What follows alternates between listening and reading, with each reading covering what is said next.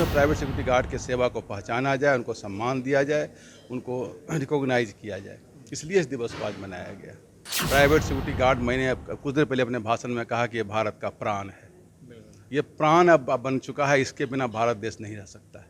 ये पटना में आज प्राइवेट सिक्योरिटी डे काफ़ी धूमधाम से सेलिब्रेट किया जा रहा है और हमारे साथ आप देख सकते हैं यहाँ पर तमाम बड़े चेहरे जो हैं वो मौजूद हैं। इनसे हम बात करेंगे कि आखिर प्राइवेट सिक्योरिटी डे कैसे इन्होंने सेलिब्रेट किया है और आगे की अब रणनीति क्या है। देखिए, प्राइवेट सिक्योरिटी डे जो है इसलिए डिसाइड किया गया कि पहली बार कोरोना काल में प्राइवेट सिक्योरिटी गार्ड को एसेंशियल सर्विसेज में डाला गया और इसमें इन लोगों ने काफ़ी अच्छा काम किया। सारे हॉस्पिटल, क्वारंटाइन सेंटर, यहाँ तक स्मशान घाट में भी, वहाँ भी सिक्योरिटी गार्ड ही काम कर रहे थे। तो अपने देश के प्रधानमंत्री ने कहा कि जब सारे फोर्सेज का एक डे होता है तो प्राइवेट सिक्योरिटी जो संख्या में सभी फोर्स से संख्या में ज़्यादा है, भारत देश में सभी फोर्स को मिला दिया जाए, इंक्लूडिंग पुलिस, तो 40 लाख के लगभग पुलिस हमारे पास फोर्स है। प्राइवेट सिक्योरिटी अकेले 1 करोड़ की संख्या में है। तो इस 1 करोड़ की संख्या का एक दिवस क्यों नहीं मनाया जाता है? इसलिए 4 दिसंबर को 2009 में प्रतिभा पाटिल जो हमारी राष्ट्रपति हुआ करती थी, वो हम लोगों को एड्रेस की थी आकर के, तो लोगों ने डिसाइड किया कि क्यों नहीं 4 दिसंबर को ही प्राइवेट सिक्योरिटी डे मनाया जाए, जिसमें प्राइवेट सिक्योरिटी गार्ड के सेवा को पहचाना जाए, उनको सम्मान दिया जाए, उनको रिकॉग्नाइज किया जाए। इसलिए इस दिवस को आज मनाया गया।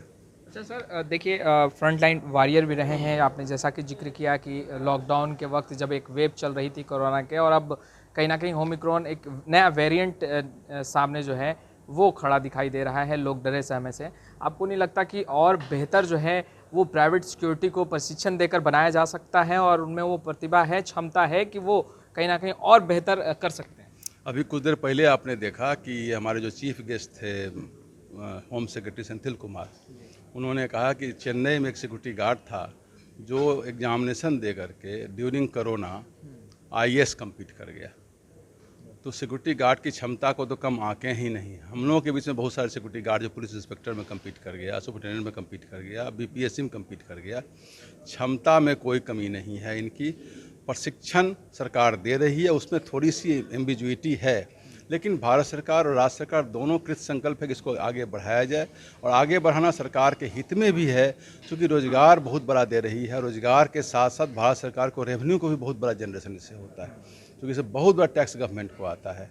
और अभी देखिए, सारी जो रिजर्व बैंक के पैसे हैं, जो ATM है, ये प्राइवेट सिक्योरिटी गार्ड ही मैनेज करते हैं। तो आप जानते हैं जो नगद रुपया जो मैनेज करता है सबसे ज़्यादा क्षमतावान उसी को माना जाता है।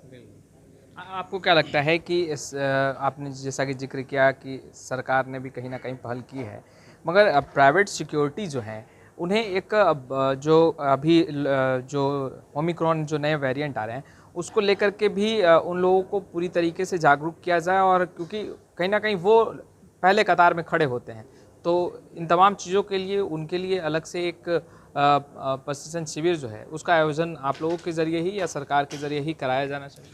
क्रमशः ये ट्रेनिंग का कार्यक्रम शुरू हो चुका है। हम पुनः हर मोर्चे पर तैयार बैठे हुए हैं। ऐसा नहीं है कि कल के कार्यक्रम में हम थे और आज हम नहीं रहेंगे। प्राइवेट सिक्योरिटी गार्ड, मैंने कुछ देर पहले अपने भाषण में कहा कि ये भारत का प्राण है। ये प्राण अब बन चुका है, इसके बिना भारत देश नहीं रह सकता है। तो निजी सुरक्षा गार्ड को हम भारत का प्राण का उपाधि देते हैं। तो आपने सुना किस तरीके से, अगर हम बात करें कोरोना काल की बात करें, लॉकडाउन की बात करें, तो उस समय भी प्राइवेट सिक्योरिटी जो गार्ड है वो आगे खड़े दिखाई दे रहे थे। और अब जब तीसरा यूँ कहें कि एक नया वेरिएंट ओमिक्रॉन आ रहा है, उस समय भी कहीं ना कहीं जो प्राइवेट सिक्योरिटी हैं वो मोर्चा संभालने के लिए तैयार खड़े हैं। खैर, लाइव सिटीज़ के साथ बने रहें। अब तक आपने मेरे चैनल को सब्सक्राइब नहीं किया, तुरंत सब्सक्राइब कर लें। आपका बहुत बहुत शुक्रिया।